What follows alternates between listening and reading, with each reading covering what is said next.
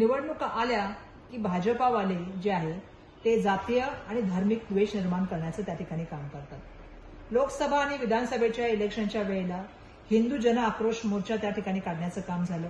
एक है तो सेफ है, बटोगे तो कटोगे सारखी वाक्य वापरण्यात आली। सातत्याने द्वेषाचं राजकारण निर्माण करायचं ही भाजपाची नीती राहिलेली आहे। आता आपण बघत आहोत की त्या ठिकाणी दिवाळीचा सण आहे, तर मुंबई महानगरपालिकेचं इलेक्शन दिसतंय समोर येत आहे, म्हणून त्यावेळेला दिवाळीचा जो सण आहे जो आनंदाने सगळेजण एकत्र मिळून साजरा करतात, आपण त्या ठिकाणी कुठल्याही तऱ्हेचा धार्मिक वाद न करता एकत्रपणे आनंद महोत्सव साजरा करतो। त्या दिवाळीच्या सणाचा फराळ वाटताना सुद्धा त्या ठिकाणी आहे तो जातीय आणि सामाजिक आणि त्या ठिकाणी धार्मिक द्वेष करण्याचं जे आहे ते काम सातत्याने सुरू आहे। महत्वाची गोष्ट मला या ठिकाणी बोलायचं आहे, बस झालं आता आपल्या सगळ्यांचं हे सातत्याने धार्मिक, भाषिक आणि त्या ठिकाणी सामाजिक वाद निर्माण करायचे आणि समाजामध्ये द्वेषाचं तेढ निर्माण करायचं हे बंद झालं पाहिजे। मुंबईकरांच्या मूळ मुद्द्यावर आपण या ठिकाणी बोललं गेलं पाहिजे।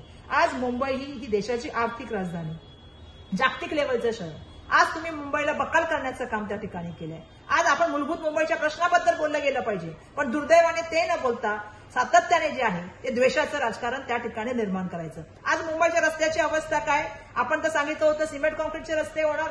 आज मुंबईमध्ये लोकांना पाणी मिळतंय का, मान्सून पूर्व नाले सफाई होते का, त्या ठिकाणी मोठ्या प्रमाणामध्ये भ्रष्टाचार होतो। आज मुंबईमध्ये मला प्रश्न आहे की बीएसटीची काय अवस्था आहे, बीएसटीचं खच्चीकरण कोणी त्या ठिकाणी केलं, याचाही प्रश्नाचं उत्तर तुम्हाला आता मुंबईकरांना द्यावं लागेल। आज प्रदूषणामध्ये मुंबईचा जो आहे तो जगामध्ये दुसरा नंबर।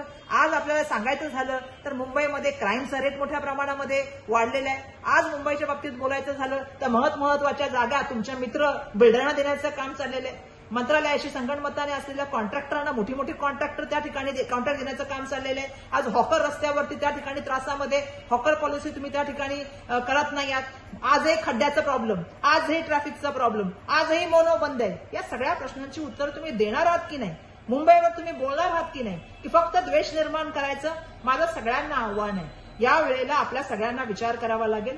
मुंबई महानगरपालिकेचं इलेक्शन आलं की भाषिक, धार्मिक आणि त्या ठिकाणी जे आहे सामाजिक तेढ निर्माण करणाऱ्यांना दूर ठेवून आपल्या सगळ्यांना पुन्हा विचार करावा लागेल, कारण बटोगे तो कटोगे नाही, या वेळेला फसोगे तो लुटोगे, ये फिर से लुटेंगे, ये ध्यान में रख के आपल्याला काम करावं लागेल। आणि म्हणून आपल्या सगळ्यांना माझं नम्रतेने आव्हान आहे की या वेळेला मुंबई महानगरपालिकेमध्ये बदल करा।